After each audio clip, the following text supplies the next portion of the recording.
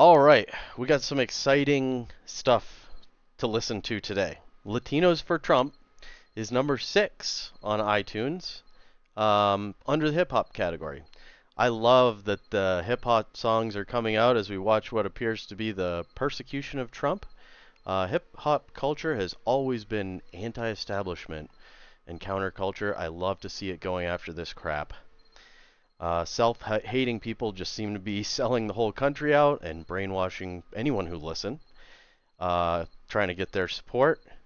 I don't trust anyone who wants to encourage you to trade freedoms away for safety. They're speaking from a place of fear, and this is the doorway that evil uses to enter your life. Now, before we start, I just want to say I don't have any access to any information that's not publicly available. I'm not making any claims about anything. I'm just showing you publicly available information. And let's just leave it at that, and everybody can make up their own decision about what is going on. So, without further ado, let's get in it. Joe Biden, man, I'm voting for Trump. Fuck Joe Biden, yeah, I'm voting for Trump. Fuck Joe Biden, yeah, I'm voting for Trump. Voting for Trump, the whole hood's for Trump. Fuck Joe Biden, yeah, I'm voting for Trump. Blacks for Trump, Latinos for Trump. United we stand, and we standing with Trump. Dear white people, will you take our vote? Why the Democrats always try to steal our hope? I'd rather have a president with a mugshot than the president pedophile that we got. I'm sorry, Trump, I ain't vote for you last time. They was hating on you, spreading lies last time. It made me relate when they hit you with the Rico. Now the whole hood screaming free Trumpito. Trump, how you get indicted before anybody on Epstein's list? Epstein's list. Jesus is my savior, Trump is my president. Saying that you racist, but I don't see no evidence. Fuck Joe Biden, yeah, I'm voting for Trump. Fuck Joe Biden, yeah, I'm voting for Trump. Voting for Trump, the whole hood's for Trump. Fuck Joe Biden, yeah, I'm voting for Trump. Blacks for Trump, Latinos for Trump. United we stand, and we standing with Trump. Dear white people, will you take our vote? Why the Democrats always try to steal our hope? They don't hit them with a Rico. They don't hit them with a Rico. We the Trump Latinos. So my Latinos for Trump. Still voting for you even if you innocent. You risked your life for the people, yeah. FJB, yeah, you used our race. You and your son got Ukraine paid. Two-step in the name of Trump. We gon' step for Uncle Trump. United we stand, with Trump we gon' ball. United we stand, with Biden we fall. All my people need to wake up. The Democrat Party ain't doing nothing for us. They say Trump a racist, I don't see it. He free Kodak Weezy, he bout to free Young Thug. Mr. President, I'ma vote for you even if you in a jail cell. I guess I'm MAGA. Oh, shit. Oh, man. I think that this was a huge mistake. They didn't understand. There's a lot of things, like, I mean, we're going to go back, we're going to listen to a few sections, but I don't think that they understand the consequences of a lot of things that they're doing right now. I don't think that they understand that people are watching. Not everybody's asleep. And I don't think that they are playing chess in the sense that they understand what's going to happen 3 moves from now. I think they're playing checkers, and I think that they're like one move. They only understand one move at a time. That's what it seems. I mean, I don't know. I could be wrong. Although I say that, and they are definitely creating change and momentum that people are like, wait a minute, what's going on here? Like, we're seeing it as we go, you know. So anyway, let's go back to listen to the first part of that, and we'll pause and listen to a couple little sections. Joe Biden, man, I'm voting for Trump. Fuck Joe Biden, yeah, I'm voting for Trump. Fuck Joe Biden, yeah, I'm voting for Trump. Voting for Trump, the whole hood's for Trump. Fuck Joe Biden, yeah, I'm voting for Trump. Blacks for Trump, Latinos for Trump. United we stand, and we standing with Trump. See? United we stand. That is in the name of the United States, and we seem to be, you know, not comprehending that anymore. That's like, oh, I think we're the divided states of America now. You know, like, let's not get along. Let's not work together. Let's let politicians that clearly don't have any interest in making life better for normal people. I'm just a normal guy. I ain't got shit going on. I'm nobody. You know what I mean? None of what they're doing is good for me. So anybody in my position who's just a regular person, normal, just making it, not super wealthy, yeah, they're not working for us. They don't give a shit about us. There's no benefit to representing us. Dear white people, will you take our vote? Why the Democrats always try to steal our hope? I'd rather have a president with a mugshot than the president pedophile that we got. I mean, that speaks for itself. I completely agree. I would rather vote for a president that has a mugshot than what I perceive to be someone that has family members that that their actions indicate that there's corruption in the family. Ashley Biden's diary has some weird stuff in it. Nothing necessarily criminal, but it's more information about what goes on behind closed doors, and it doesn't look good. You see the actions in public that make everybody uncomfortable when they watch the actions when he's around children or women. Some of the videos you see are like, what is going on here? This is so weird. I'm uncomfortable. I'm not even the one that's being sniffed. You know what I mean? I'm sorry, Trump, I ain't vote for you last time. They was hating on you, spreading lies last time. It made me relate when they hit you with the Rico. Now the whole hood screaming free Trumpito. Trump. That's the thing that they fucked up on, is they were getting everybody on board with the rumor mill and saying Trump's bad. But as soon as they throw charges at the man, now suddenly other Americans that have been screwed by the court systems, geez, they're like, wow, that's clearly he's not part of the circle, because ain't nobody else getting targeted. We only got one man. Apparently there's only one corrupt person worthy of charging in the whole government, and I mean, that's totally legit, 100%. Everybody believes that. Clearly just one guy who's not even in the government currently. That's the problem with the government. Good job. We're prosecuting the right guy. I mean, I don't even know. You get indicted before anybody on Epstein's list. I mean, hello, the Epstein client list still runs the world, baby. Ain't no charges. No charges. Ghislaine, she I think she's in jail. I think I don't know, whatever. I mean, we were supposed to get information out of that.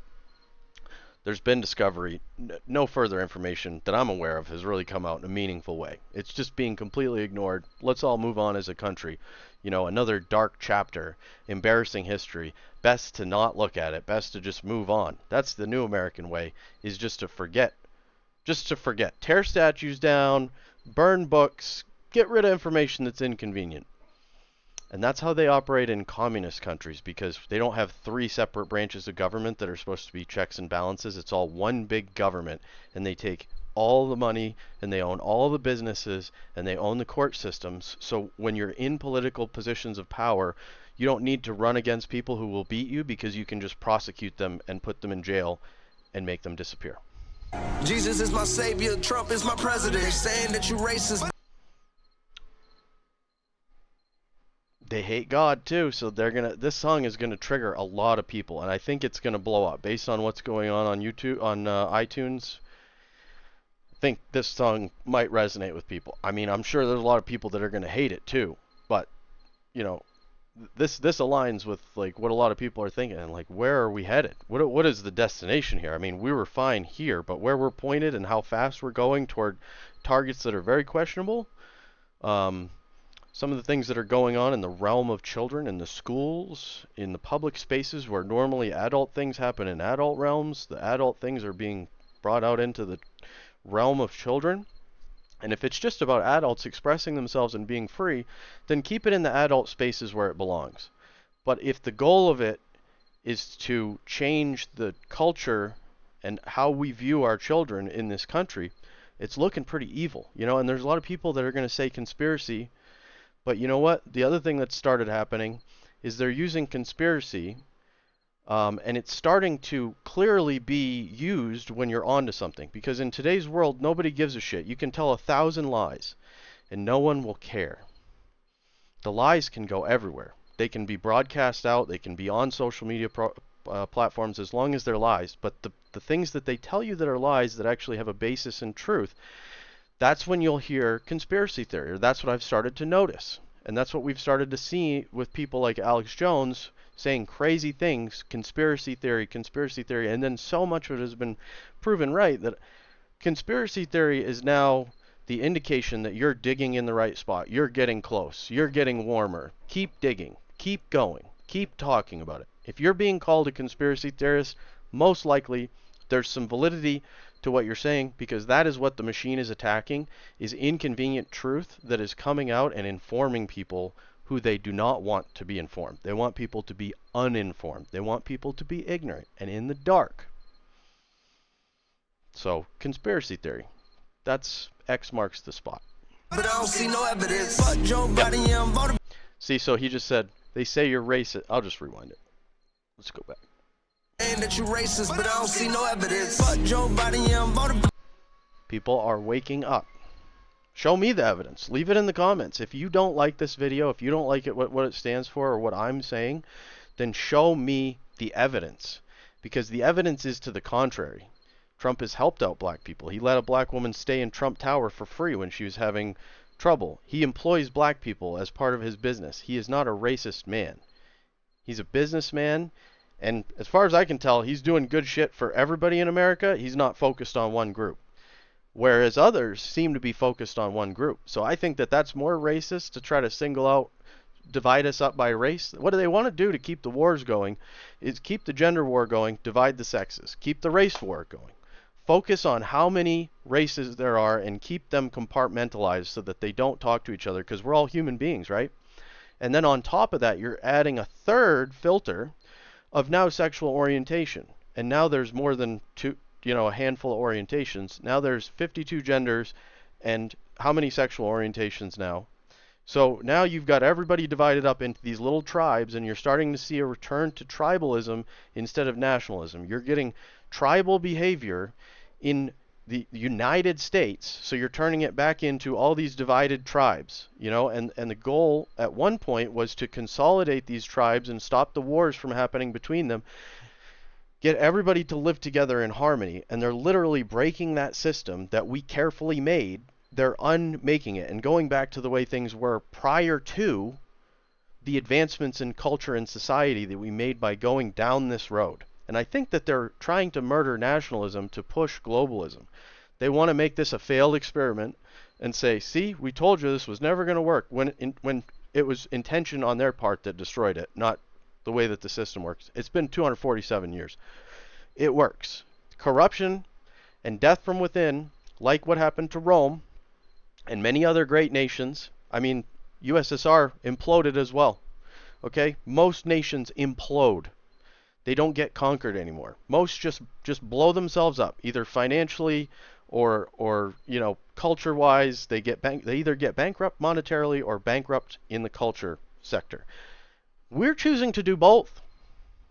Just print money and bankrupt the culture. Brilliant, because it's a two-pronged approach. That way, if one of them fails, the other succeeds. They're not stupid. I mean, sadly, they're not stupid. Trump. Fuck Joe Biden, yeah, I'm voting for Trump. Voted for Trump, the whole hood's for Trump. Fuck Joe Biden, yeah, I'm voting for Trump. Blacks for Trump, Latinos for Trump. United we stand, and we standing with Trump. Dear white people, will you take our vote? Why the Democrats always try to steal our hope? They don't hit them with a RICO. They don't hit them with a RICO. We the Trump Latinos. So more Latino for Trump. Still voting for you even if you in a cell. Risk your life for the people. I'm on board. Latinos for Trump, blacks for Trump, member of the white delegation here. I'm for Trump. I don't care if he's in a jail cell. I will vote for Trump. As long as this continues, as long as he's the only one being persecuted and they're still pushing this and trying to remove him from the playing field, I was considering, I mean, I like what RFK is saying. I want to hear more of what Vivek is saying. But if this is how, if they're going to do this blatantly, then this is what needs to be pushed back against directly. It's no longer just a regular presidential election. This is about, is the justice system captured like the rest of the government by corporate money? And is that corporate money running them all like a puppet to work in unison and all affect the same outcome, which is to get the guy who's not part of the system, who hasn't worked his way up, and hasn't been compromised on the way up. So the way it normally works is you get into politics at a low level and you get compromised and vetted on the way up. And if you push back, or you're not controllable, or you're an asshole, you get pushed down. Just like promotions. You're not going to get promoted unless you're a team player. Unless you're willing to, hey, are you going to do stuff for the greater good? Are you going to be selfish and fight for freedom? Because freedom doesn't align with political control over these idiots in America. We need to be on the same page, because they know not what they do. They're just stupid. We want to oppress them for their safety. We want to take their rights to protect them. But as long as they're free, it's just so messy. It's so difficult to get anything that we want done. So this needs to happen. And if you're on board, we can put you up in the big seat. But if you're not, then you ain't getting up there. So they've been gatekeeping these positions. And then also, like, people are so old by the time they're allowed to get in these positions. Imagine being groomed and ready to go. Because one of these, somebody else would have won if it wasn't Trump that won. So he took that from someone. So they're pissed, and the guy behind that guy is pissed because now he's bumped. Everybody's bumped a row back when he walks to the front of the line. So everybody that got cut in the U.S. government, when Trump line cut, we've been waiting our whole career. I'm going to be president. Well, guess what? You're not. And that pissed a lot of people off too.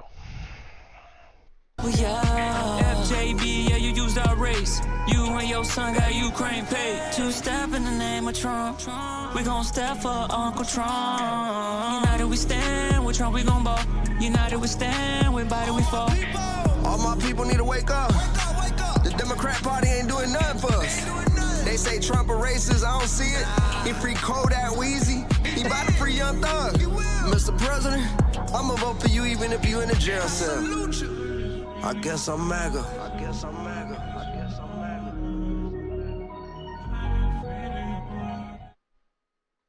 Listen, let me be clear. I ain't got a red hat. I'm not MAGA. But just like what he just said, I think I'm MAGA now. They made me MAGA.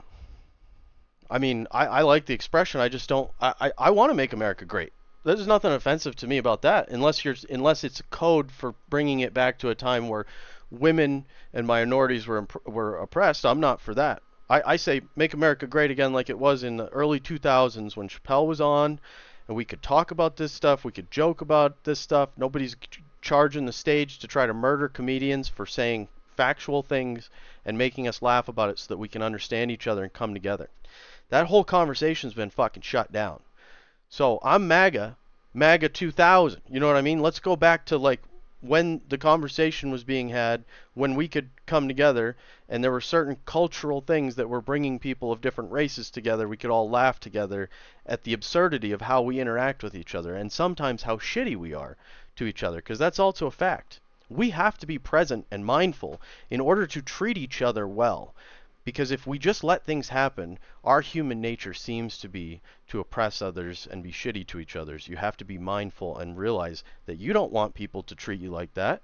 And if you have that thought in your head, then you can go out into the world and treat people as you would like to be treated.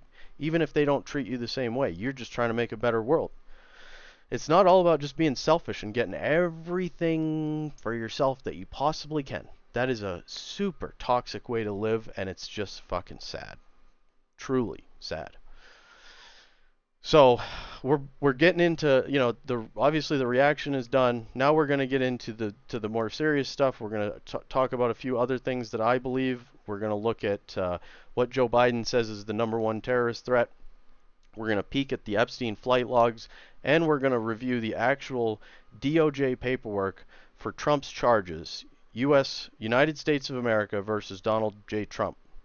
So if you're not interested in any of this stuff, I understand. The music reaction portion of this is done. I feel like this is going to get a lot of eyes on it, so I also want to provide context and as much understanding as I have. I'm not a legal expert. I'm not an expert. Don't take any of this as any sort of advice. I'm not trying to portray myself as someone who knows more than anybody else. I'm just a regular American stating my opinion in accordance with my rights, and also trying to stay within the guidelines of YouTube and some others with terms of service that tell you that you can't make certain claims about medical things that aren't supported by WHO, NIH, or you'll get removed. And you also can't make certain claims about elections because you don't know shit. So you can't even ask certain questions. We'll just stay away from that because we got new stuff to focus on anyway, stuff that's happening right now. The charges are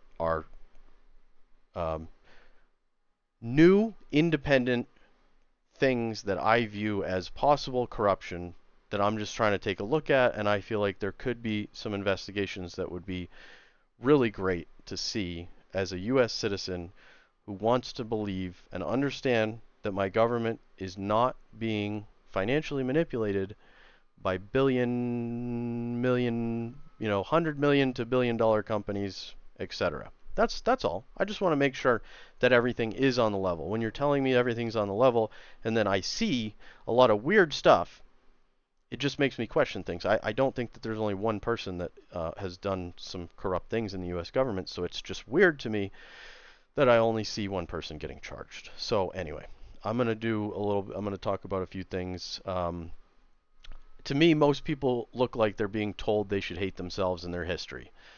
And out of guilt, they seem to want to burn the country down to get rid of the evidence or something. I hate slavery.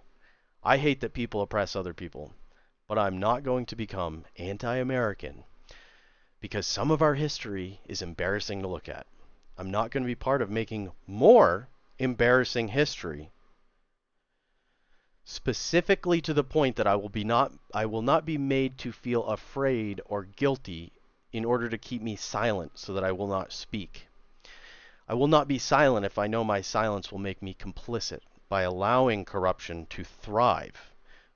In my opinion, we are starting to head down a road of oppression through corruption for all Americans, and the start of our removal of our rights by corrupting free and open systems to the point that they can be used to further evil agendas instead of stopping them. If you disagree, there should be no problem investigating other people. At the moment, the Epstein client list still runs the world. And this documentation is out. This as part of the Maxwell trial, Epstein flight logs released in USA versus Maxwell. So the names are here. There's 118 pages of flight logs. If you're curious, I'll link this so you can take a look at it if you'd like to, if this is information that you'd like to spend a little bit of time looking at. And then also, get this queued up. So, what they claim you should be most scared of, and I quote, "White supremacy is the #1 terrorist threat." And that's a quote from Joe Biden. Do you believe that? Is that your lived experience? Do you see evidence in your real life?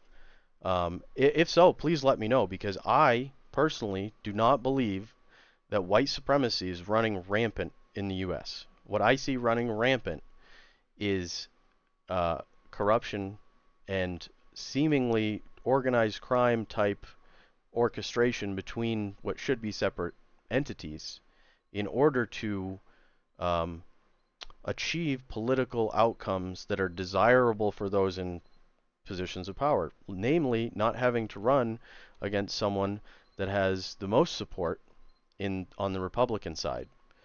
Currently is the leader, if the election were held today, currently the leader for Republican votes, and they are trying to incarcerate him suspiciously close to the election, because as we'll see when we look at the United States versus Donald Trump documents, this is about January 6th. And the Buffalo head guy, the shaman guy, who was afterwards seen that Capitol Police were escorting him and opening doors for him, I mean, he was thrown in jail. And that was all done very quickly. So if this is all part of that thing, they seem to have waited conveniently so that all this stuff was going on during the election, and there was a huge conflict. Because if it all got resolved 2 years ago, there's no double jeopardy. They fired all their ammo, so they saved their magic bullet, what they thought was their magic bullet, for what they thought was the exact right time. And the thing that gets me excited is to see that it looks like they saved their magic bullet for the exact wrong time. And it seems like there was an obstruction in the barrel of their gun, and the receiver has blown up, sending aluminum shrapnel into their face and eyes, and doing exactly the opposite of what they wanted to do. So, the Constitution does not give us rights. It prevents the government from depriving us of what are stated to be natural-born rights. Even if the citizens wanted to give up their freedoms, they cannot. We are born with them. If citizens did allow government infringement, this would be a direct violation of the foundational documents that created our republic. We, as citizens, would be violating the bedrock of American principle and law if we ever allowed any of our inalienable rights that are laid out in the Constitution to be violated by the U.S. government. That is against the legal documentation that sets up the framework of our republic. A republic is governed by documents that set forth the laws. A democracy is actually governed by the will of the people. So those are two different systems. Elected officials take an oath of office to understand and defend these principles. It appears that they are under attack, and we, the people, should be able to ask for proof through independent investigation, since we cannot trust them to investigate themselves clearly.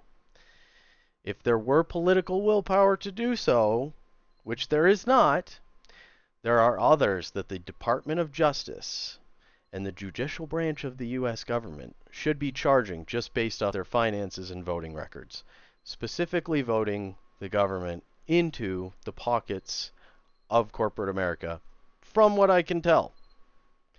Something is behind the scenes seemingly unifying these things, and the only other thing that's bigger than the United States government in the world is the collection of some of the largest social media tech companies that control all flows of information all over the world.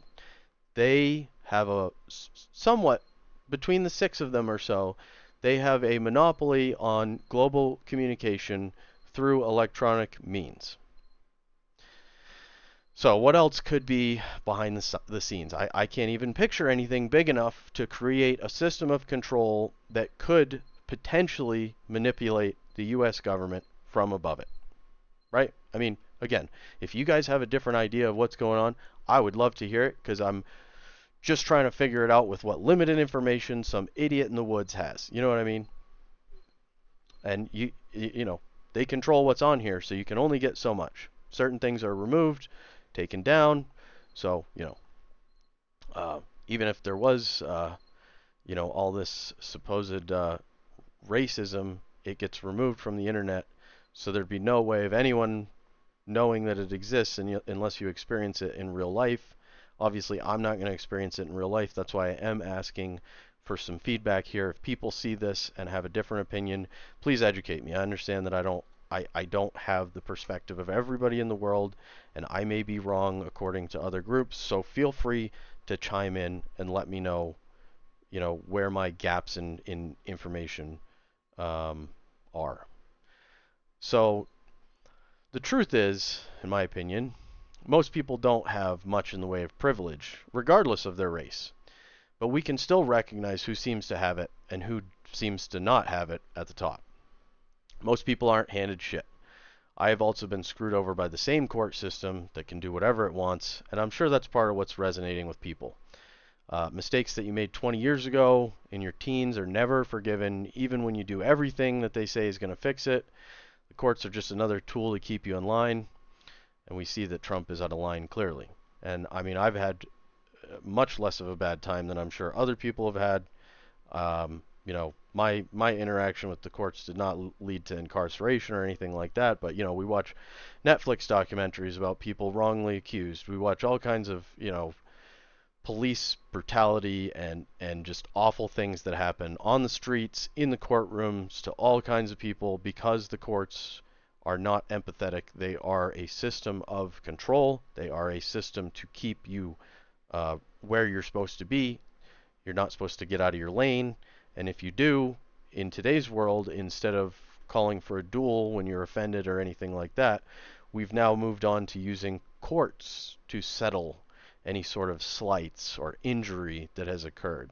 So they are a weapon. They're a weapon that you can use for defense or offense. This is clearly known and understood. I mean, this is how people settle things. They don't do a fist fight or a gun duel at high noon in the middle of the town on the main road. So in my opinion, again, what we're seeing, it seems to be a unilateral approach to target one person when there is provably more corruption than just what Donald Trump is being accused of in the U.S. government. Now that we're seeing that the system does not support and protect Trump, this is proving that he is a threat to the corruption they deny exists through concrete, observable, media-covered actions. We see what they tell you doesn't exist in action right now. 3 branches of government, supposed to be separate for checks and balances, all 3 on the same page. Crooked Joe is only the tip of the corruption iceberg. He is the face we see, but 90% of the problem is hidden underwater, unseen. He is the symptom, not the root cause. He is just what we see manifested.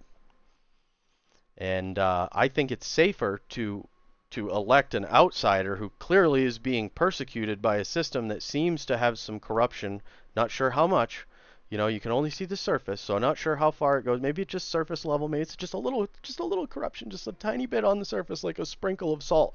You know, maybe Salt Bay is like just doing a little salt, you know. But it could be deeper than that. It could be permeated with salt. It could be so salty that it's inedible and needs to be thrown in the trash. I really don't know without, you know, being able to get a little bit more information, which we seem to be not able to get, because the other thing is 6 media corporations control 90-something% of the information that is released upon the world. So getting the media on the same page with the government that's all pretty easily done when you've got that level of consolidation. You know, we got rid of monopolies, but duopolies and fiveopolies and whatever, you know, just a couple big companies that run the whole world. It used to be monopolies for America, you know, like that was what we were concerned about. So Ma Bell was considered to be a threat, and at their biggest, I don't know, I'd have to look this up, but I doubt that Ma Bell, when operating in America, was as big as the multinational global corporations that exist today that are not being broken up because, oh, now they're spread all over the world, so it's okay. It's not, you know, focused in the U.S., so it's okay that they have enough money to buy whatever they want, influence, justice, laws, anything, you know. So yeah, I think the real danger would be giving power to politicians that are clearly aligned and not being prosecuted, because if you give full control to those aligned with a possibly corrupt agenda that has not been investigated, this is what they need to enact the changes that they want. And this is how they get the full control that they would like. Another mistake that they made, in my opinion, you know, was the waiting right before the election so that the dates even line up with campaign trail stuff and maybe even debates and the election and all this stuff. I mean, how much more clear can they make it? How do I need to like do a typewriter on your chest to telegraph it harder? Or like is it being telegraphed in a manner where you can clearly see that something weird is going on? It seems scripted to me. The whole thing seems scripted, just like a lot of other shit. People are now seeing it because they got greedy and brave. They've been getting away with it, and most importantly, they've been winning the support of people up until this. This seems to have created the opposite effect. Now you've got Oliver Anthony just came out, and everybody's behind that song. Now you've got this song showing up out of nowhere, number 6 on the iTunes charts. People are obviously listening to this song. It's going to be on my playlist because it's an absolute banger. And this is, you know, the song of the moment because this is a perceived issue from my perspective, and it seems like many other people are agreeing with that perspective, that there seems to be some weird, fishy shit going on. I'm not claiming to know exactly what it is. I'm not trying to put out fake information. I'm simply trying to ask the correct questions and say that the people that are supposed to investigate and check into this stuff are not doing it. We need to prompt that action to occur because they're not going to do it on their own. They're not going to tell on themselves. You know, as long as we remain silent, go along with it, they're going to be like, sweet. Thanks guys. Thanks for the support. So your silence is perceived as support, I believe. So if you want to stop showing them that, letting them think that you support this, then we need to talk. We need to speak up. We need to let our voices be heard, whether that's a phone call, whether that's a letter to your congressman, senator, representative, whether that's posting online and getting on board with people that are discussing this and at least adding your voice to the discussion. Anything more than ignoring it because it sucks to look at it and because it feels like something that can never be changed and it's inevitable. That's what they want. Some people get depressed and sad about this stuff, and it motivates them to push back against it. Other people get depressed and sad about this and decide to opt out at many different levels. But opting out just means that you're going to ensure that whoever is pushing the agenda, you get railroaded by it at some point because you didn't become involved when there still was a chance at affecting change. I believe that the system is still intrinsically sound enough so that if we exercise our rights as voters, our voice will be heard, the message will be sent. If we vote enough of them out at once, the new people will have to listen, or they will understand that they will also be voted out, and they will have a very short window.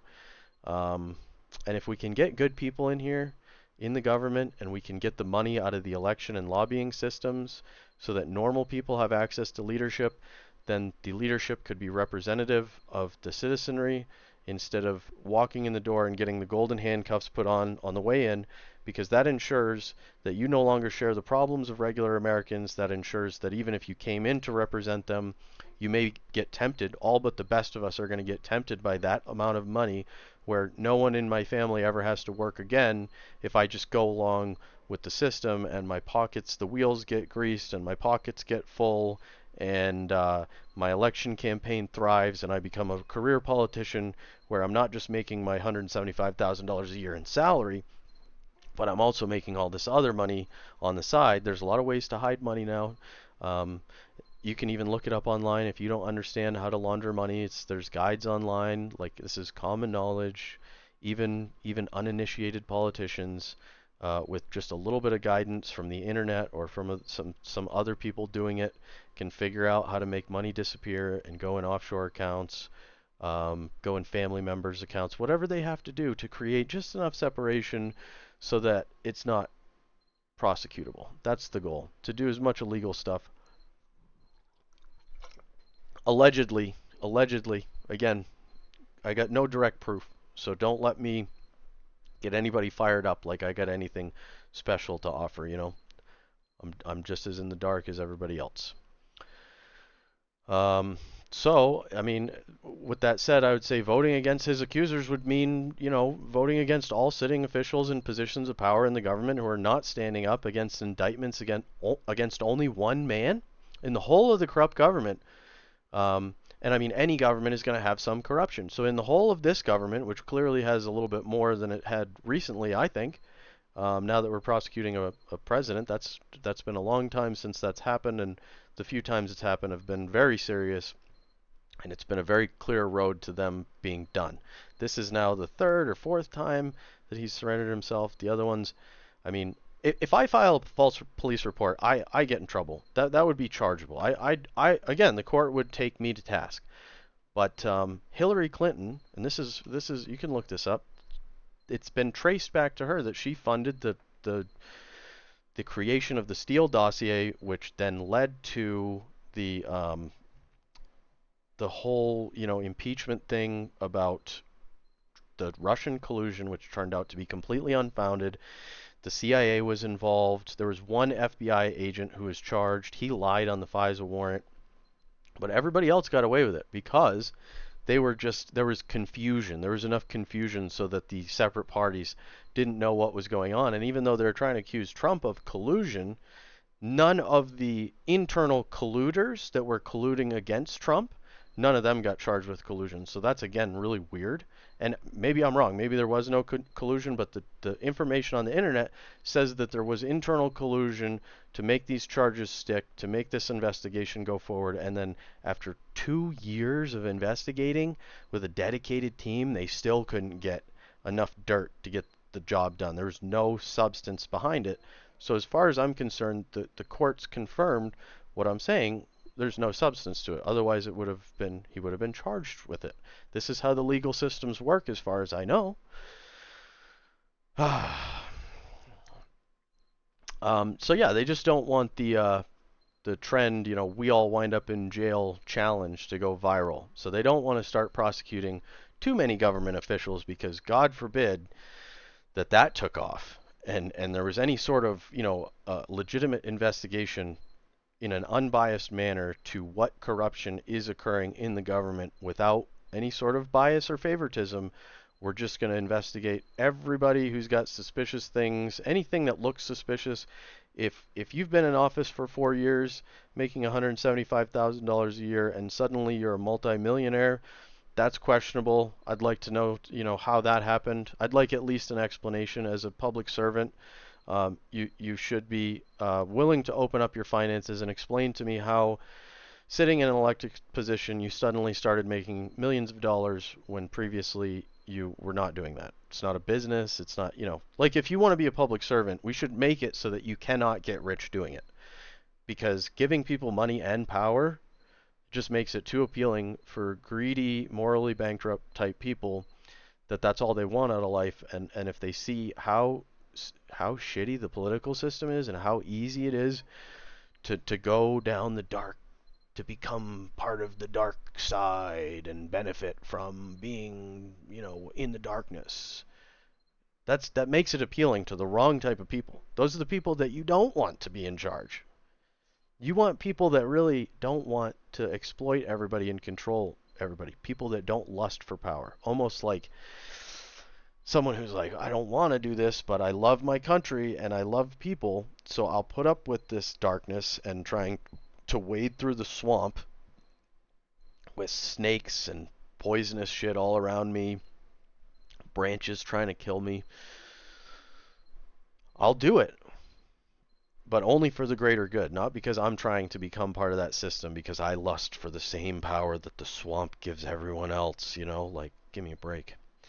So I think we should indict people who have done things wrong, not just people on one side of the political spectrum or the other. Not just one man that the whole government hates because he skipped the line and cut people and came in and tried to make some changes and just isn't part of their system. He's not one of them. He's an outsider. It's like if you live in a small town and you're from out of town, no one's ever going to accept you the way that they will if you've lived there for the past 15 generations and, you're part of the fabric of the thing. People just don't accept new people, and yeah, so they hate the lunch lady. The lunch lady is Trump. If they won't stand up against these charges, I mean, you just make a note of the people that are being silent in the government and allowing this to go on. As far as I'm concerned, they're a cooperator. They're culpable. Anyone who's silent must go. They're anti-American. They're pro-corruption. Everybody, I think people are seeing that they're treating Trump like they treat us. Like they can do whatever they want. They can throw him in jail and toss the key. They don't care about justice. They care about winning. They don't care about what is right. They care only about money and power. And they'll do anything to protect those things. People will cheat in a game of cards when there's not even money involved, just because they want to win. And they're exploiting this tendency against us by dividing us and creating these fake battles. People like fighting. People enjoy it. People like winning. The only way to win is to fight. So our own nature is being used against us to send us back down into a regressive. The progressives are sending us down a regressive road. So if you need any more information that people are disingenuous and not who they're claiming to be, you have progressives that are instituting regressive type reforms in America. We are going backwards. We are becoming more divided, not more unified. And the way that America has gotten where we've gotten to is through united cooperation and working toward common goals. Going in a straight line is the most direct path to your destination. Right now we're zigzagging. So you get a right person, and then the left person that comes in after them undoes everything that they do. So now you're going zigzag, zigzag. So you're traveling a lot, but you're making no forward progress almost, because you're just a ping pong ball bouncing back and forth, when we should be finding common ground as Americans. I don't identify, if I'm given a choice between any of the political views that I have, winning at the expense of unity and America coming together and surviving and thriving and remaining free, I'll give up almost any of my views that don't have to do with the Constitution. Anything that's not about freedom, I'm willing to walk away from it and return to center and speak in a civil manner with anyone who wants to come back to center with me, and walk away from these people who are just clearly purposely dividing us, bringing us farther and farther away from each other. And through that, at the citizen level, we could bypass waiting for some political savior to come save us. Trump cannot drain the swamp. We are the voters. We are the ones that vote all these people into office. So if you want to vote Trump in, that's great. But if you don't vote people out of the swamp, he can't do it for you. We saw this in 2016 when he was in the White House. He tried. It wasn't until he started cooperating with Republicans a year or two into his presidency that he was able to get anything done, because they've all got some dirty shit going on. I mean, almost everybody, listen, I don't have to tell you this, everybody out there knows what's going on in their own life. And I'd be willing to bet that most people that are watching this, not everything that they've ever done are they proud of. Everybody's got dirty laundry. Everybody's got skeletons. Nobody's perfect. It's part of being human is to be flawed. Everybody's capable of redemption and becoming better. I'm not throwing anybody in the gutter and saying they're worthless, they're trash, they're listless vessels, they're deplorables. Everybody is worthy of your love and is worthy of a second chance if they are asking for it in a genuine way. Forgiveness is great for yourself, so you don't beat yourself up every day for what you did yesterday. If you weren't perfect, if you're trying to be perfect, you got to wake up in the morning and forgive yourself so you can get on with your day, and you forgive other people, because if you're holding hatred for other people, that's poisoning you. They're off having a great time. They're on the beach today, sipping a Corona with a lime in it, and you're stewing about some shit that happened 5 years ago because you can't let it go. Find it in your heart to start to forgive yourself and other people, and through love and understanding and compassion and being the bigger person. If everybody else is going to be children, some of us need to be adults and say, okay, how can we fix this? How can we make peace in America? Because this ain't good for anybody. Just internal war and conflict inside America is not good for anybody. Only good for the people that want to push an agenda, keep us confused so that we aren't talking about anything meaningful, we aren't asking any of the right questions, we aren't requesting any of the right things to be done. We're too busy fighting about nonsense. Okay, so I'm done ranting. Thank you for listening if you're still here. I understand this has taken forever. Most reaction videos are, 10, 15 minutes tops. We're now going to get into the court paperwork. So again, the conversation portion where we're not getting into legal documents, that's now done. So if you have no interest in this, I understand it is pretty dry. But if you do, we're going to have a fundamental discussion about what's going on here and what the charges are.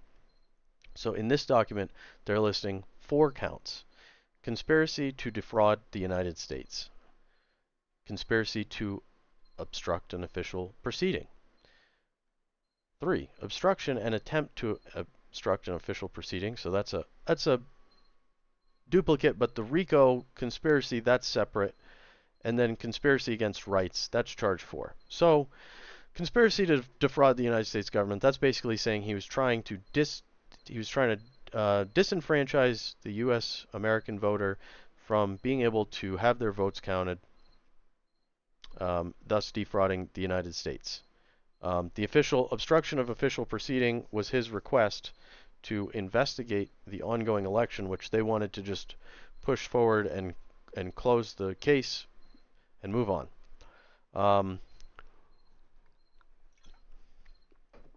I will link this, and we'll just read some of this stuff.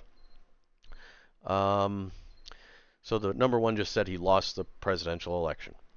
Despite having lost, the defendant was determined to remain in power. So for more than 2 months following the election day, he spread lies that there had been an outcome determinative fraud in the election and that he had actually won. These claims were false, and the defendant knew they were false. So this claim is actually the most important. That sentence is one of the most important parts of that statement, because that's how they're going to try to prove their case. So if Trump believes that there was election fraud, he and anyone else who is an American citizen has the right to ask questions and use their free speech. Sorry.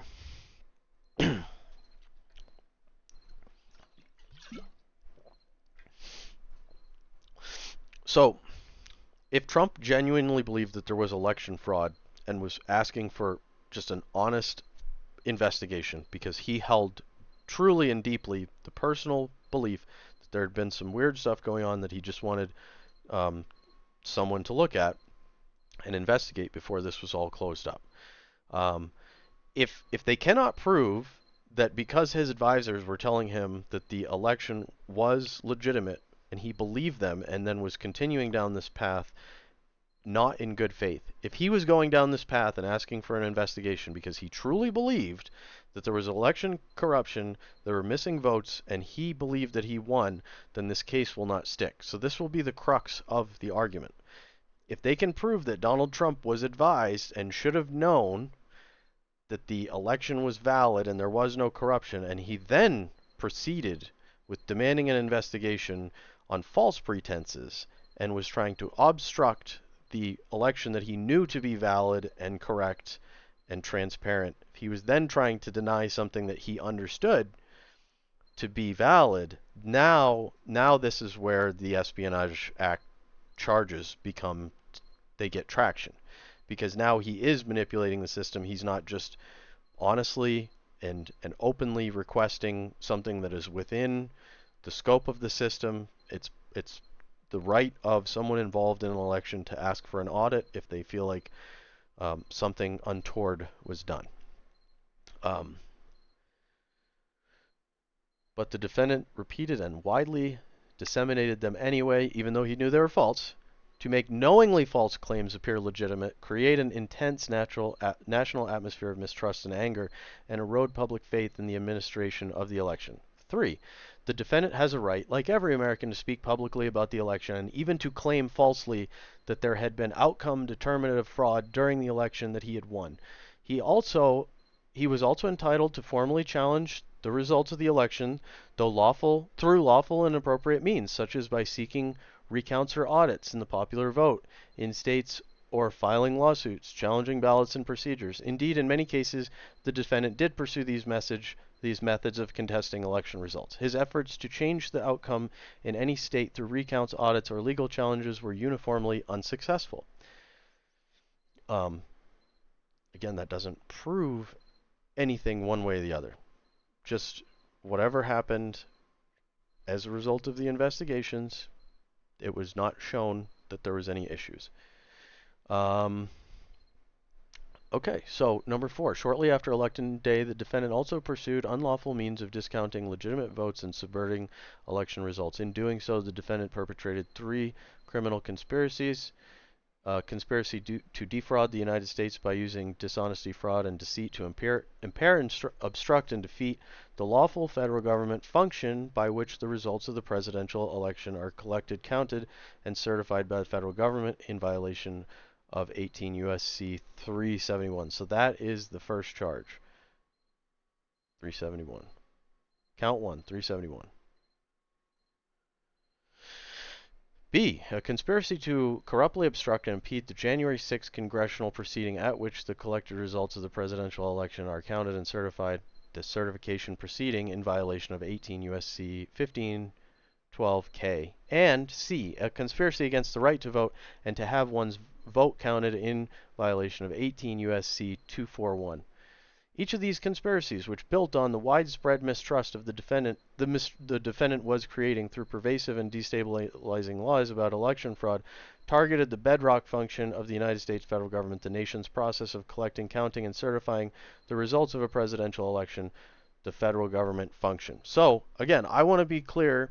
I am trying to not speculate. I'm just trying to read and translate legal jargon that is part of the court documentation, because this is specified in the YouTube terms of service, which I have read and understood, and I am not trying to convince anyone of anything. I am only trying to present the charges because I feel like there is a lack of understanding. A lot of the media pieces do not present the source information and reference it. They are making blanket statements that seem to be misleading and do not give you a clear understanding of what the underlying charges are based upon, and the burden of the state to prove their case and convict Donald Trump of obstructing the election, inciting violence, and refusing to exit the office to which he was appointed until he did not get reelected. I don't know how this is going to go. A lot of this stuff is, I mean, there's never been a case to set precedent for this with a precedent with president. So this is all going to come down to how the people involved interpret the letter of the law, because it's not like there's a rule over here and you broke it. I mean, legal wording, one person could say, well, he actually believed, I believe that he believed that the election results needed to be investigated, and that person would say innocent. Another person who believes that he did, know that there was no corruption, he knew that all the votes were legitimate and everything was good to go. I believe that he knew everything was on the level and he was purposely playing a game to try and destabilize the free and transparent systems that the government functions on. It's going to come down to personal interpretation and personal belief about seeing the evidence presented and then drawing a conclusion as a person. So this is open to interpretation. It is not like if you read a media article and say he's guilty, he's innocent. That's number one. That's not how the system works. Everybody's innocent till proven guilty. The facts are against them, but they're innocent until court proceedings have concluded and a verdict is rendered. That is how the system is designed. We're meant to have the benefit of the doubt so that we may proceed into our trial with a chance of not getting convicted, because everybody has already made their decisions beforehand. If you assume guilt, most people will be found guilty. I know that that's a crazy concept. So this is referencing other paragraphs. The conspiracy from November 14, 2020 to January 20, 2021. In the District of Columbia and elsewhere, the defendant did knowingly combine, conspire, confederate, and agree with co-conspirators known and unknown to the grand jury to defraud the United States by using dishonesty, fraud, and deceit to impair, obstruct, and defeat the lawful federal government function by which the results of the presidential election are collected, counted, and certified by the federal government. The purpose of the conspiracy. The purpose was to overturn the legitimate results of the 2020 presidential election by knowingly using false claims of election fraud to obstruct the federal government by which these results are collected, counted, and certified. So again, this conspiracy is all predicated on the fact that he knowingly was pushing false claims that he didn't even believe to be true. So he didn't believe any of the stuff he was saying. He was just saying it for the purpose of achieving a conspiracy against the federal government, trying to steal power, not trying to actually investigate anything, but trying to cause an insurrection that had people rising up and ensuring that he stayed in power. And none of these things that I'm aware of actually happened. He exited the office when he was supposed to. Biden entered it. He was asking for some investigations to be made. It was just a very messy time that I think a lot of people still don't understand and it was never really explained what was done, what wasn't done. It was just a big argument, and everybody's yelling about the other side being wrong and fake news, fake news. Everybody's saying fake news. One side says fake news, the other side says conspiracy theory. So everybody's using their buzzwords. Um,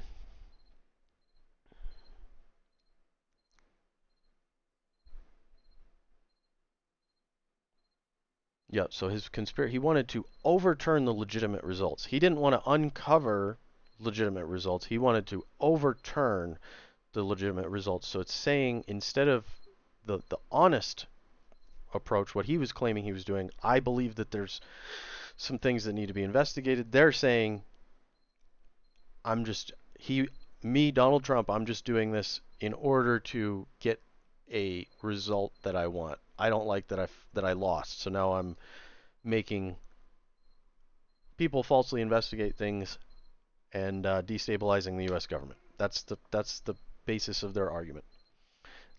I'm not gonna tell you what to believe. I'm just gonna say here's the information. We all watched it happen. I think everybody has drawn their own conclusions anyway, so it really doesn't matter what anybody says at this point, because until we start deciding that we want to discuss this right now, it's just, I already know.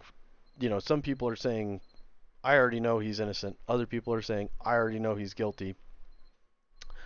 That's a personal decision. Everybody in this country has the right to have their own personal opinion. They can censor it if you post it online, but you're able to hold that in confidence in your own privacy of your inner circle and your home and all those things. The defendant enlisted co-conspirators to assist him in criminal efforts to overturn the legitimate results of 2020 presidential election and retain power. Among these, we're not going to go through the list of defendants. I'll link this if you want to look at it.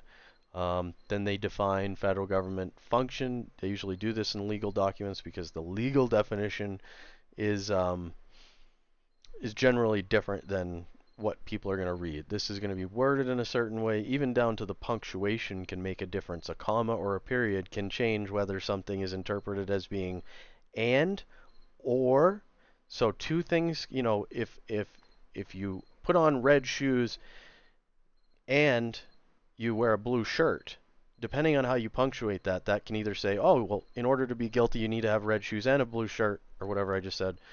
Or if it's punctuated a different way, they can be independent, and either one could say that you're guilty without both of them needing to be true, depending on how it's worded. So people spend a lot of time making up these legal definitions to try to make it as clear as possible, so court proceedings can, hopefully go according to the letter of the law in court instead of leaving it wide open for unlimited interpretation. They're trying to prevent that.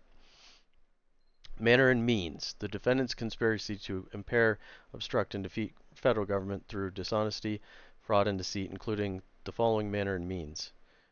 They use false claims of election fraud to get state legislators and election officials to subvert legitimate election results and change electoral votes for the defendant's opponent, Joseph R. Biden Jr., to electoral votes for the defendant. That is on the basis of baseless fraud claims. The defendant pushed officials in certain states to ignore the popular vote, disenfranchise voters of millions of voters, dismiss legitimate electors, and ultimately cause the ascertainment of and voting by illegitimate electors in favor of the defendant. They targeted fraudulent states of electors in 7 states: Arizona, Georgia, Michigan, Nevada, New Mexico, Pennsylvania, and Wisconsin, attempting to mimic the procedures that legitimate electors were supposed to follow under the Constitution and other federal and state laws. This included using fraudulent electors to meet on the day appointed by federal law on which legitimate electors were to gather and cast their vote, cast fraudulent vote for the defendant, and sign certificates falsely representing that they were legitimate electors. Some fraudulent electors were tricked into participating on the understanding that their votes would be used only if the defendant succeeded in the outcome determinative lawsuits within their states, which the defendant never did. The defendant and co-conspirators then caused the fraudulent electors to transmit their false certificates to the vice president and other government officials to be counted at the certification proceeding on January 6. The defendant and C. The defendant and co-conspirators attempted to use power and authority of the Justice Department to conduct sham election crime investigations and send a letter to the targeted states that falsely claimed that the Justice Department had identified significant concerns that may have impacted the election outcome and sought to advance the defendant's fraudulent elector plan. So again, it seems like all this stuff is predicated on him not believing it, because I think that he is allowed to send a letter to ask for an investigation in the targeted states, which were the contested states. It could be legitimate. Just seems to depend on whether he believed that there was some sort of issue, or if he was just doing this for power. He tried to enlist the vice president. This is section D. Using false claims again. And then on the afternoon of January 6th, this is part E. After it became public on the afternoon of January 6th that the VP would not fraudulently alter election results, a large and angry crowd, including many individuals whom the defendant had deceived into believing that the VP could and might change the election results, violently attacked the Capitol and halted proceedings. As violence ensued, the defendant and co-conspirators exploited this disruption by redoubling efforts to levy false claims of election fraud and convince members of Congress to further delay the certification based on those claims. Okay,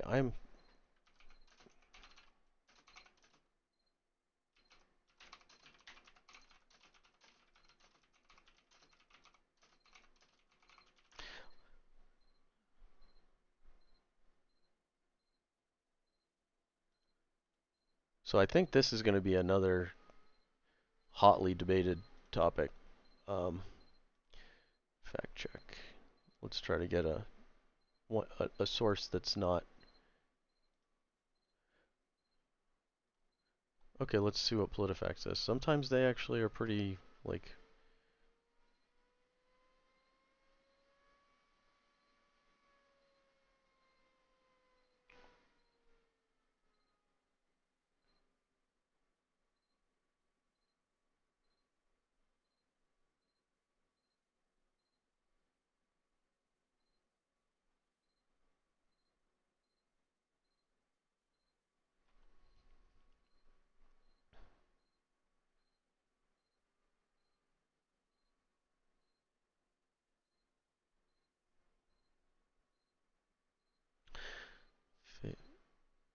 The U.S. Supreme Court has not ruled directly on the question of the Vice President's role in the Electoral College count, but in 2020 it did affirm the power of the states over presidential elections in a case involving faithless electors, those who wanted to vote for the candidate of their choice.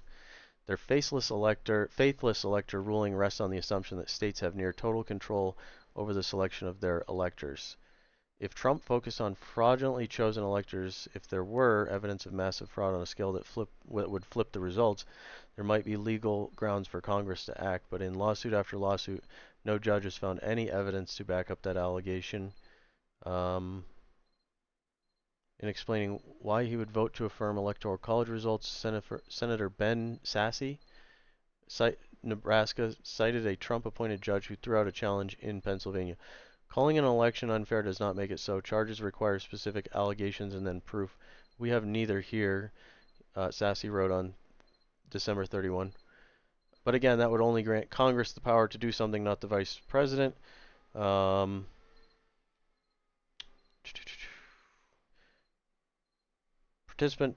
was holding a campaign event in Sioux City where participant told him that Biden should not be the president, as he has ever doubted himself when he had the power to reject the certification of certain states and send them back for further review.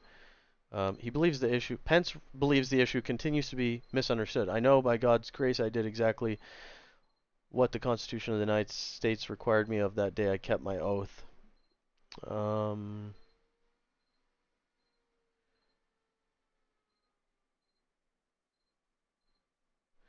Okay. What Trump has. In an interview hours after the former President Donald Trump was indicted for alleged conspiracy to overturn the presidential election, one of his attorneys said that all Trump had ultimately asked his vice president to do was simply pause the Electoral College count at the Capitol on January 6th. On Fox News the following night, former President Mike Pence called that claim completely false. Pence said Trump and his gaggle of crackpot lawyers asked him to literally reject votes.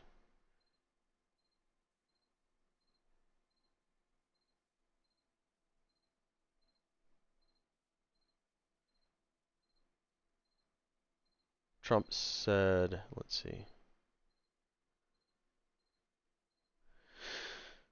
Pence responded as he had in previous conversations, "You know, I don't think I have the authority to change the outcome." Citing Pence's contemporaneous notes, the indictment says Trump falsely told the VP that the Justice Department was finding major infractions. There's a lot to read here.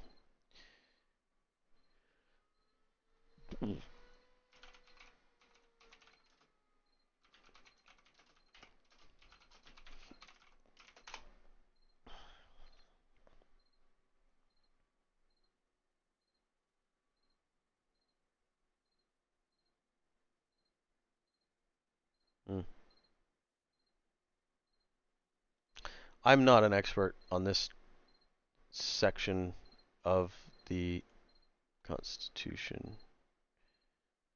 I'll have to. I'm not going to make you sit while I try to figure this out. Let's just move on and accept the fact that I don't know the truth of whether or not the vice president can choose to hold out on certification.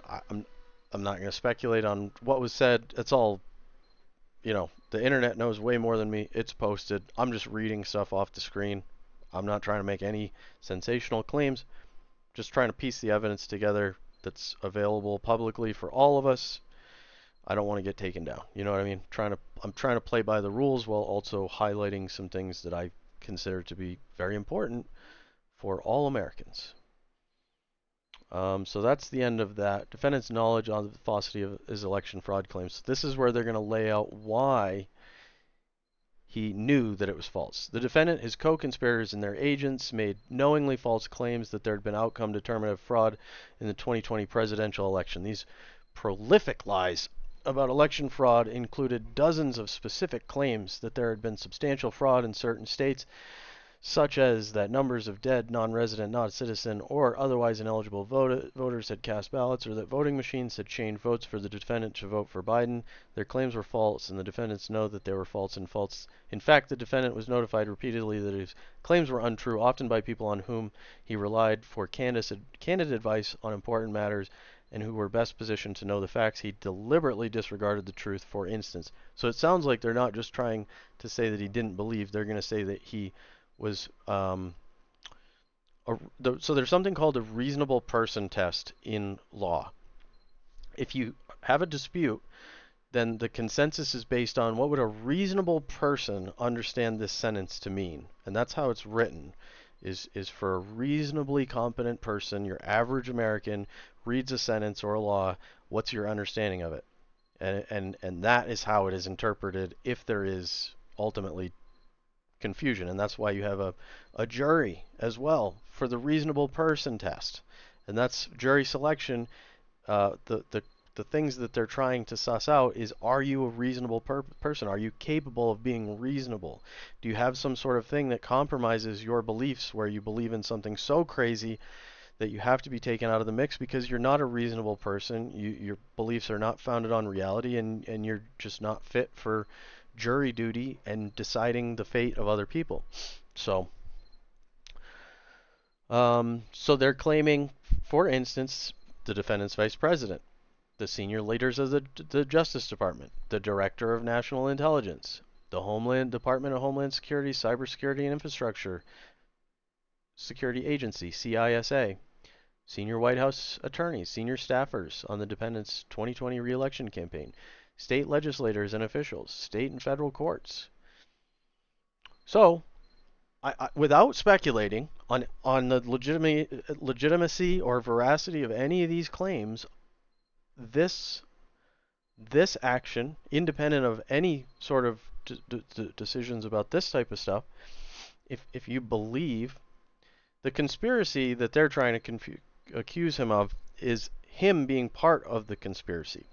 But if he believes that almost everyone is taking money or part of the the corruption and they're benefiting from playing along with the larger system, and they're not going to get rewarded as well if they cooperate with him as if they cooperated with a larger overarching thing that has a different agenda,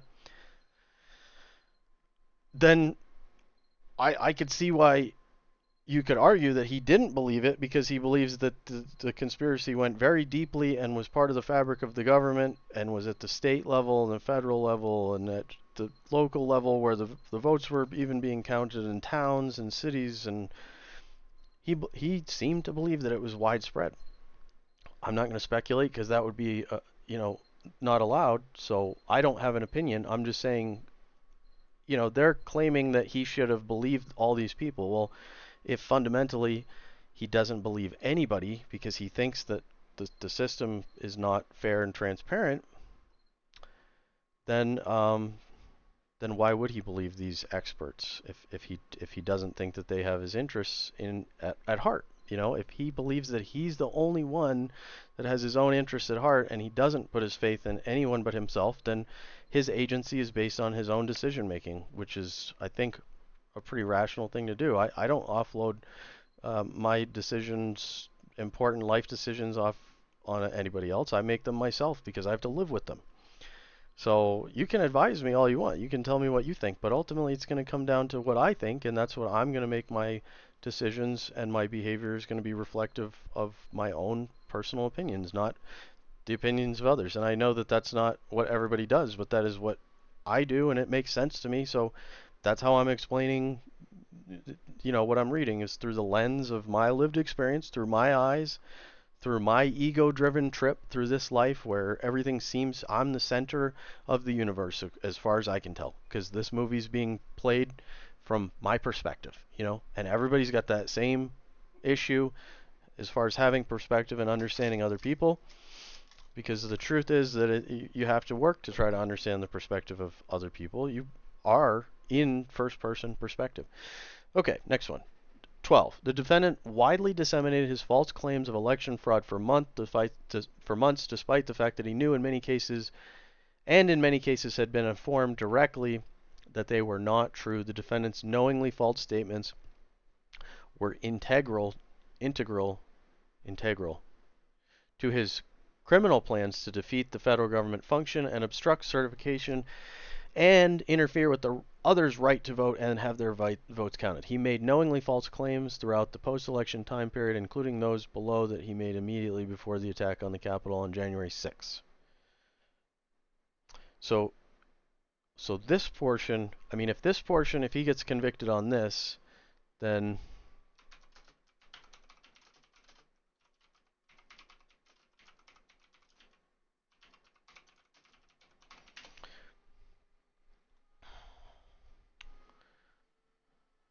You can run the best campaign. Do a little.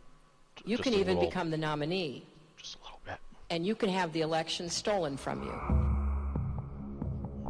Oh, is this a banger too? What song is this? How can you win with Russian interference, though? That's a real what I'm thing. scared about in 2020. But rightly. Because I think he's an illegitimate president that didn't really win. So how do you fight against that in 2020? You are absolutely right. He's an illegitimate president in my mind. Would you be my vice presidential candidate? Folks, look, I absolutely agree. Trump didn't actually win the election in 2016. He lost the election, and he was put into office because the Russians interfered. Trump knows he's an illegitimate president. The president or elect, although legally elected, is not legitimate. I don't see this president-elect as a legitimate president. You said you believe that Russia's interference altered the outcome of the election. I do. We have a president who, if in fact it is proven, has been assisted by the Russians and may in fact not be a legitimate president. The one thing that Trump is fearful of when it comes to his being president is that finally we will see how illegitimate his victory actually was. I have an objection. I object to the 15 votes from the state of North Carolina. I object because people are horrified. He's an illegitimate president. Do you believe Trump is a legitimate president? What I believe is that there's no question that the outcome of this election was affected by the Russian interference. There absolutely is a cloud of illegitimacy. So that legitimacy is in question, yes. So that was a very tainted election, and in that sense, it's illegitimate. Why do you think the... Okay, so that's a minute and 30. 12 minutes of that. And so if that is, I don't know if that's an issue. It seems like it should be addressed whether you can do that. Because this is predicated on he disseminated false claims of election fraud for months, despite the fact that he knew in many cases had been informed directly that they were not true. So we did do, I think we did an investigation into the 2016 election. There were multiple investigations and indictments and stuff about Russia collusion and direct interference in elections, and none of it went forward with a conviction. So after all that was settled, I don't know if any of them made any claims to the tune of, he was not legitimately elected, but nobody got in trouble for it if they did, even if they supposedly should have known better because they are well informed and the Justice Department gave a ruling. Once that ruling came out, I would hope that none of them were on making these claims that were in the same vein of knowingly false, in spite of advisors informing you. You as an elected official do not have the agency to disbelieve your advisors and the people around you and the experts. So either everybody has the right to self-decision making and internal agency over what they say and do, or if you have advisors who are well respected around you, then none of the politicians on either side should have the agency to make claims that are not supported by the power structures that put out the authoritative information that is the truth. Just like you can't make claims against other organizations that are telling you medical information, you either should be able to make claims or not make claims based on your own beliefs and not be prosecuted for it. And it seems like that's not exactly how things are working, which again, this is calling him out for having some issues with his behavior, and literally the existence of these documents for me is calling out he's the defendant, right? So the prosecution seems to have some of the same issues with their behavior. The people that are prosecuting him and saying that he is messing up the function of the government, in quotes, they seem to have similar behavior. But again, I am ignorant. I am not a lawyer, and I don't understand these things. So just from my uninformed, regular guy on the street view, it just appears to me, and I'm sure lawyers might be able to educate me if one was here next to me, but I don't have the money to have a lawyer on retainer. I'm just a poor, dumb guy with a beard who should shut up.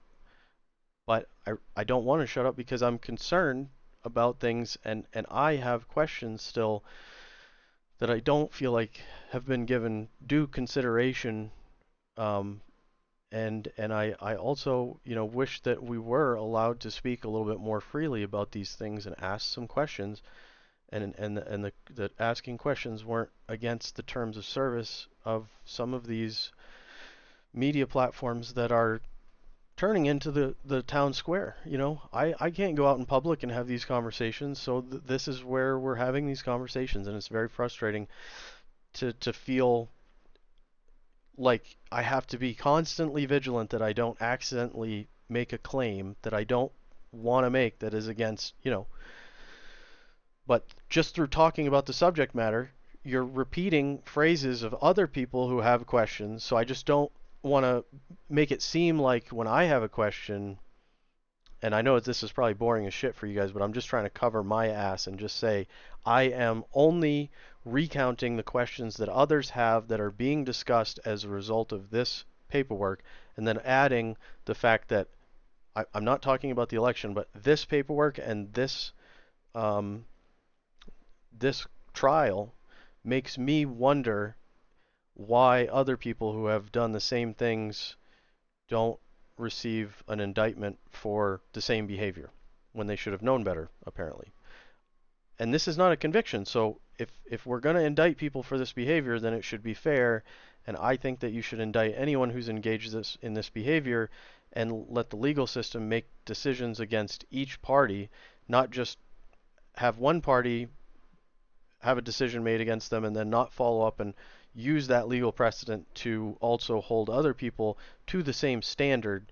If we're creating a standard for elected officials to follow, then I think it should be applied uniformly. It seems discriminatory to just apply it in a single direction at a single person. That seems to be, you know, if I were a government employee and something happened on a team that I was working on, usually they'll address the team and say, hey, you know, we're no longer giving half days off. They're not going to say because someone abused the policy, they're just going to say no more half days. And everybody will kind of know, probably likely, who that's directed at, but they don't single you out because it can appear to be, you know, discriminatory harassment type behavior. So it's just, you know, doesn't seem to be, doesn't make sense. That's all. That's all I'm saying. Just doesn't make sense to me. I don't remember where I left off. Defendant's knowingly false statements were integral to his criminal plans to defeat federal government function, obstruct certification, and interfere with others' right to vote and have their votes counted. He made these knowingly false claims throughout the post-election time period, including those below that he made immediately before the attack on the Capitol, January 6. A. Defendant insinuated that more than 10,000 dead voters had voted in Georgia. Just 4 days earlier, the Georgia Secretary of State had explained to the defendant that this was false. B. Defendant asserted that there had been 205,000 more votes than voters in Pennsylvania. The defendant's acting attorney general and acting deputy attorney general had explained to him that this was false. C. The defendant said that there had been suspicious vote dump in Detroit, Michigan. The defendant's attorney general had explained to the defendant that this was false, and the defendant's allies in the Michigan state legislature, Speaker of the House of Representatives, and Majority Leader of the Senate had publicly announced that there was no evidence of substantial fraud in the state. D. The defendant, so substantial, the word is there to separate from just removing that word. The defendant claimed that there had been tens of thousands of double votes and other fraud in Nevada. The Nevada Secretary of State had previously rebutted the defendant's fraud claims by publicly posting a facts first myth document explaining that Nevada judges had reviewed and rejected them, and the Nevada Supreme Court had rendered a decision denying such claims. It's just tough if you don't trust the system to have the system come out and write a document saying, yeah, we looked at it. It's hard if you lose trust in the system. This is part of the danger of losing trust in the system. This is why it's so important to have trust in the system, is because once you lose trust with a person or anything, it's very hard to get it back because you have no place of truth to start from for the truth telling. So people, you know, instinctively reject everything you're saying. Once they find out you're a liar, people will start to believe that everything that you say is a lie. If they find out you told one lie, it makes them ask, what else have you told for lies?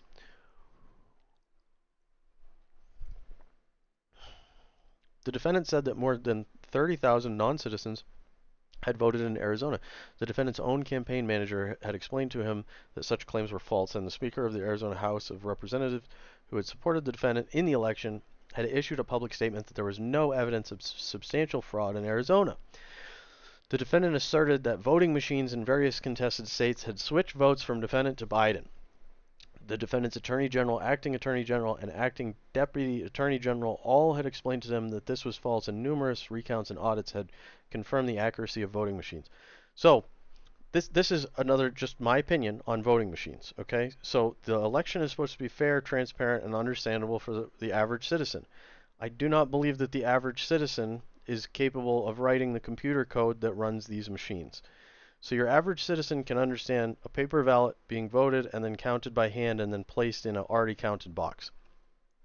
But once you obscure the counting process, and let's just say that the voting machines are 100% accurate and they never, ever make a single mistake, which is theoretically better than a human who does make mistakes and is fallible. But if you want it to be transparent and understandable to your average voter, that would mean making that computer code decipherable, and available to the general public, which I do not believe that the code is open source. I don't know if that is available, but it does obscure what should be a transparent voting system, and I don't believe, personally, my personal opinion only, I just don't believe that computers and AI or anything has any place in human elections. That should be human from end to end. Just because it's so important. I don't trust AI. I don't trust robots. I want humans directly involved. Because I also want people to be accountable. There's the debate about the self-driving cars. If you're not driving and your car hits someone, who's liable? Is it Tesla? Is it you? Who does the blame fall on? With machines involved, you know, who's to blame if the machine does make an error? Is it an accident? Is it a faultless error because the machine malfunctioned? Is it the programmer's fault if he put an error in the code? Is it the fault of the election board for not verifying and double checking all this stuff? Where does the blame lie and the buck can get passed? So with direct human involvement, the buck can't get passed. People are directly accountable. There's no buffer. So that's why I don't really like it, is just because it creates an out and it creates a question of where the blame lies. And it also obscures the process so that it no longer is transparent to your average, reasonable American who's not a computer programmer. And if the AI, you know, becomes all powerful and dominates the world, I'm sure if they hold elections, they'll use machines, but as long as human beings are running the show, then they can go pound sand, you know, and do whatever they're doing. They have no place in our elections. Again, just my personal opinion. I hope that that doesn't offend YouTube so much that you're not able to see this video. But so, criminal agreement and acts to affect the object of the conspiracy. Shortly after Election Day, the defendant launched his criminal scheme. November 13th, 10 days later, the attorneys conceded in court he had lost the vote in Arizona, meaning, based on the assessment the defendant's campaign advisor had given him just a week earlier, the defendant had lost the election. So the next day, defendant turned to co-conspirator 1, whom he announced would spearhead his efforts forward to challenge the election results. So from that point on, defendant and his co-conspirators executed a strategy to use knowing deceit in targeted states to impair, obstruct, and defeat the federal government function, including as described below. On November 13th, the defendant had a conversation with his campaign manager, who informed him that a claim had been circulating that a substantial number of non-citizens had voted in Arizona was false. 15. November 22nd, 8 days before Arizona's governor certified the ascertainment of the state's legitimate electors based on the popular vote, the defendant and co-conspirator 1 called the Speaker of Arizona House of Representatives and made knowingly false claims of election fraud aimed at interfering with the ascertainment of and voting by Arizona's electors as follows. I'm not going to read the subsection. 16, on December 1, co-conspirator 1 met with Arizona House Speaker when the Arizona House Speaker asked co-conspirator 1 for evidence of outcome determinative election fraud. He and the defendant had been claiming. Co-conspirator 1 responded with words of the effect, "We don't have the evidence, but we have lots of theories." Okay, who is...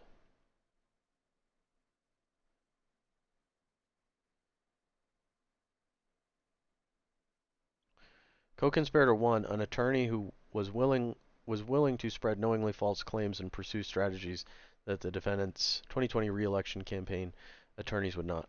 I'm guessing that that's Rudy, but I don't know that for sure. So we are on 1617. Arizona House Speaker. This is all Arizona conspirator. This is a lot, so I think we're going to start to... This will be linked, so you feel free... if you do want to go to any of these subsections. This is Georgia, so now we're moving on from Arizona. Georgia section, probably similar charges. Georgia and Pennsylvania immediately, so it's pressure. Yep. just details of each event. I mean, I think this is an 40-page document or something. What is it? 45-page document. So we're on page 15. I think we're going to have to speed up a little bit because no one is going to want to sit through this if I go through all of this. Georgia, Michigan, 19, page 21. This is co-conspirator 5. More stuff about planning, conspirators, more events. More detail. Let's see. Page 28. Sending letters to attorneys. Meeting in the Oval Office. Defendants attempt to enlist the vice president to fraudulently alter the election results. We'll read one section, I guess. As January 6 congressional certification proceeding and approach and other effects to impair, obstruct, and defeat federal government election failed, the defendant sought to enlist the vice president to use his ceremonial role at the certification to fraudulently alter the election results. The defendant did this first by knowingly false claims of election fraud to convince the vice president to accept the defendant fraudulent electors, reject legitimate electoral votes, and send legitimate electoral votes to state legislatures for review rather than count them. When that failed, the defendant attempted to use a crowd of supporters that he had gathered in D.C. to pressure the VP to fraudulently alter election results. Okay, so 87 on December 9, and this is on page 32. On December 19, 2020, after cultivating widespread anger and resentment for weeks with his knowingly false claims of election fraud, the defendant urged his supporters to travel to Washington on the day of the certification proceeding, tweeting, "Big protest in D.C. on January 6. Be there, will be wild!" Exclamation point. Throughout late December. So his quote is, "Big protest in D.C. on January 6, period. Be there, comma, will be wild!" Exclamation point. End of quote. Throughout late December, he repeatedly urged his supporters to come to Washington for Jan 6. Defendant retweeted a memo titled Operation Pence Card, which falsely asserted that Vice President could, among other things, unilaterally disqualify legitimate electors from 6 targeted states. On the same day, co-conspirator 2 circulated a 2-page memorandum outlining a plan for VP to unlawfully declare the defendant the certified winner of the presidential election. In the memorandum, co-conspirator 2 claimed that 7 states transmitted two slates of electors and proposed that the VP announce that because of ongoing disputes in 7 states, there are no electors that can be deemed validly appointed in those states. Next, co-conspirator 2 proposed steps that he acknowledged violated the ECA, Election Something Act, I guess, advocating that in the end, Pence then gavels President Trump as re-elected. 2 months earlier, in October 11, co-conspirator 2 had taken the opposite position, writing that neither the Constitution nor the ECA provided the vice president discretion in the counting of electoral votes or permitted him to make the determination on his own. On several private phone calls in late December and early January, the defendant repeated knowingly false claims of election fraud and directly pressured the vice president to use his ceremonial role at the certification proceedings on January 6 to fraudulently overturn the results of the election. And the vice president resisted, including... So I'm just going to summarize. Section A, the quote is, I don't think I have the authority to change the outcome." That's Pence. B, defendant falsely told VP that the Justice Department was finding major infractions. On January 1, defendant called VP and berated him because he had learned that the VP had opposed a lawsuit seeking a judicial decision that at the certification, the vice president had the authority to reject or return votes to the states under the Constitution. So what it seems like what he was trying to do is if the state certified it, he wanted Pence to send it back, had the authority to reject or return the votes to the states under the Constitution. The vice president responded that he thought there was no constitutional basis for such authority and that it was improper. In response, the defendant told the vice president, "You're too honest Within hours of the conversation, the defendant reminded his supporters to meet in Washington before the certification proceeding, tweeting, "The big protest rally in D.C., Washington, D.C. will take place at 11 a.m. on January 6th. Locational details to follow. Stop the steal." End of quote. January 3rd, the defendant again told the vice president that at the certification proceeding, the VP had the absolute right to reject electoral votes and the ability to overturn the election. The vice president responded he had no such authority and that the federal appeals court had rejected the lawsuit, making the claim the previous day. So this stuff, the documents that would support these claims, this should be forthcoming. As part of this case hitting I don't know what hitting the courts, the evidence should become available as part of discovery. So we should be able to see I'm sure if this is being written up, it was probably written up with evidence. These memos, it should be directly quoted from memos. The helpful part of getting the memos is certain quotes can be taken out of context. Wording matters. So getting the source document and understanding the context of a single quote that's just taken out and put it in this document, you can edit interviews and cut up documents in a way that changes their meaning by removing a few key sentences or just a word or two. Taking the word not or can or will. All these make huge differences. So an accidental or intentional misquote or just removing a word at one end or the other can drastically change the message of something. So again, I'm just making a comment along that vein. I'm certainly not trying to make any sort of claims one way or the other. I'm just saying that we will be able to review the source documentation at some point. If you want to understand what exactly is going on so that you're not kind of just trusting what others tell you is actually the case. I like to look at the actual source documents. I want to understand I'll still take someone's opinion, but if I have any questions, I'd like to see, they said that someone said this. Okay, well, I'd like to go see that quote to understand whether what they're saying is true. Are you telling me that this person said this? Okay, let me go find that, So more claims. I don't want to, we're still only on 35. We got 10 more pages. Now we're getting into tweets about December 6th. If Vice President Mike Pence comes through for us, we'll win the presidency. More tweets. That's page 36 at the bottom if you want to come read these tweets. 37. This was a speech at a crowd. Co-conspirator 1 told the crowd, so that's his lawyer, one of his lawyers.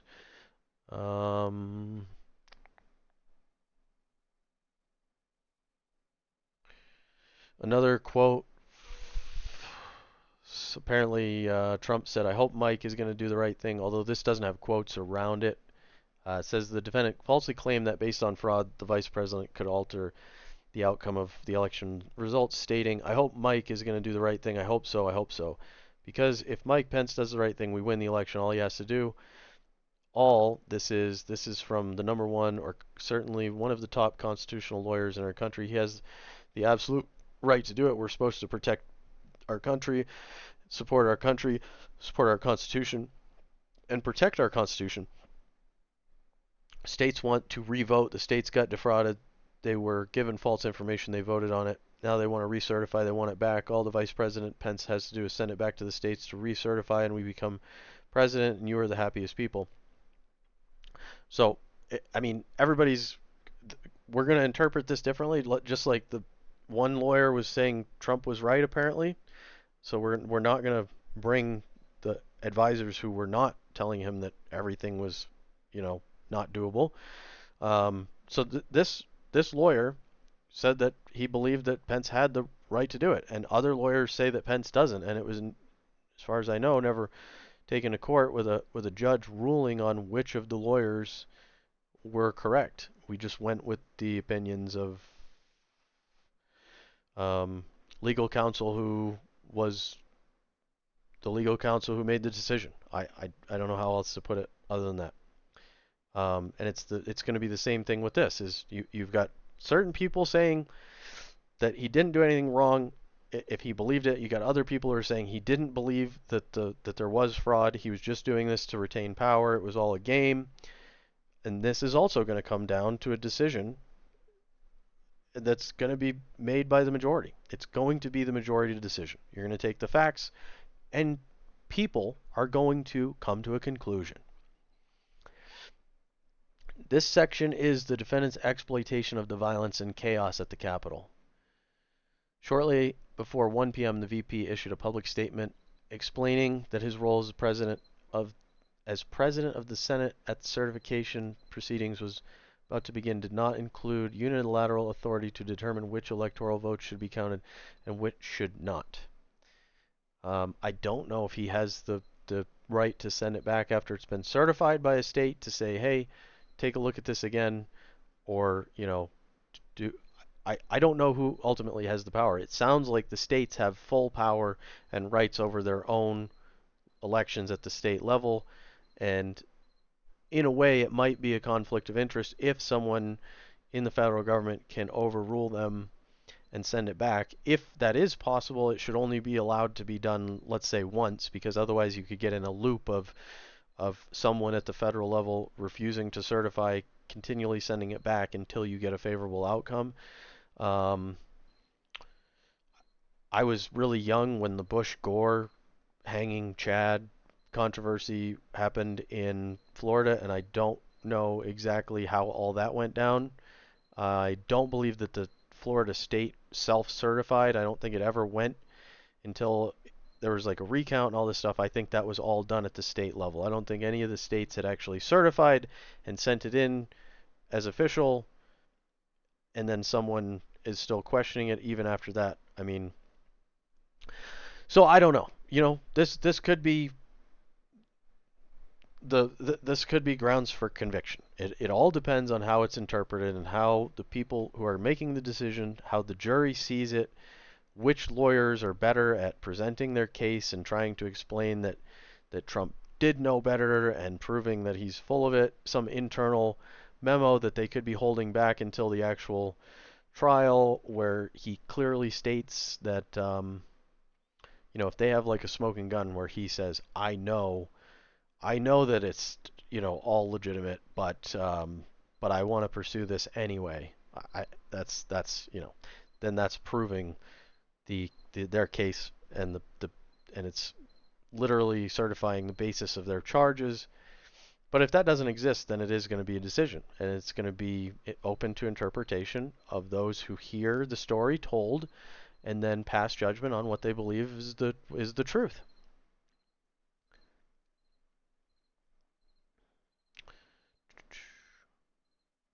At 2:13, after an hour of steady, violent advancement, the crowd at the Capitol building broke into the building. Upon receiving news that individuals had breached the Capitol, the defendant's advisors told him that there was a riot and that rioters had breached the building. When advisors urged the defendant to issue a calming message aimed at the rioter, the defendant refused, instead repeatedly remarking that the people at the Capitol were angry because the election had been stolen. At 2:24, after advisors had left the defendant alone in his dining room, the defendant issued a tweet intended to further delay and obstruct the certification. Mike Pence didn't have the courage to do what should have been done to protect our country and our Constitution, giving states to certify a corrected set of facts, not the fraudulent or inaccurate ones which they were asked to previously certify. USA demands the truth. 1 minute later, at 2:25 p.m., the United States Secret Service was forced to evacuate the VP to a secure location at the Capitol. Throughout the afternoon, members of the crowd chanted, "Hang Mike Pence, where is Pence? Bring him out," and "Traitor Pence." The defendant repeatedly refused to approve a message directing rioters to leave the Capitol as urged by his most senior advisors, including White House counsel, Deputy White House counsel, Chief of Staff, Deputy Chief of Staff, and a senior advisor. Instead, the defendant issued two tweets that did not ask rioters to leave the Capitol, but instead falsely suggested that the crowd was being peaceful, including at 2:28, please support our Capitol Police and law enforcement. They are truly on the side of our country. Stay peaceful. At 3:13, no, I am asking, sorry, at 3:13, quote, I am asking for everyone at the U.S. Capitol to remain peaceful, no violence. Remember, we are the party of law and order. Respect the law and our great men and women in blue. Thank you. At 3, the defendant had a phone call with Minority Leader of the United States House of Representatives. The defendant told the Minority Leader that the crowd at the Capitol was more upset about the election than the Minority Leader was. At 4:17, the defendant released a video message on Twitter that he had just taped in the White House Rose Garden. In it, the defendant repeated the knowingly false claim that we had an election that was stolen from us, and finally asked individuals to leave the Capitol while telling him that they were very special and we love you. After 4:17 tweet, the defendant joined others in the outer Oval Office to watch the attack on the Capitol on television. The defendant said, see, this is what happens when they try to steal an election. These people are angry. These people are really angry about it. This is what happens. At 6:01, the defendant tweeted, these are the things and events that happen when a sacred landslide election victory is so unceremoniously and viciously stripped away from great patriots who have been badly and unfairly treated for so long. Go home with peace, with love and peace, and remember this day forever. 119, on the evening of Jan 6, defendant and co-conspirator 1 attempted to exploit the violence and chaos at the Capitol by calling lawmakers to convince them, based on knowingly false claims of election fraud, to delay the certification, including the defendant, through White House aides, attempted to reach 2 United States senators at 6 p.m. From 6:59 p.m. until 7:18, co-conspirator 1 placed calls to 5 United States senator and 1 United States rep. Co-conspirator 6, well, this is just calls. More calls. Yep, referencing above paragraphs, just more calls.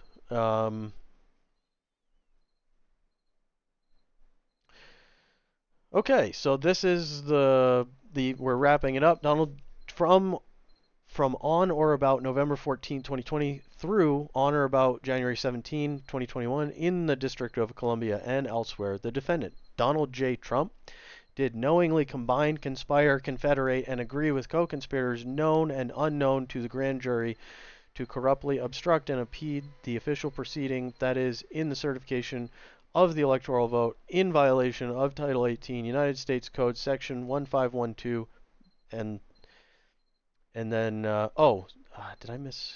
Oh, this is count 2. Sorry. Conspiracy to obstruct official proceedings, and then count 3. Donald J. Trump attempted to and did corruptly obstruct and impede the official proceedings, that is, the certification of the electoral vote. Count 4.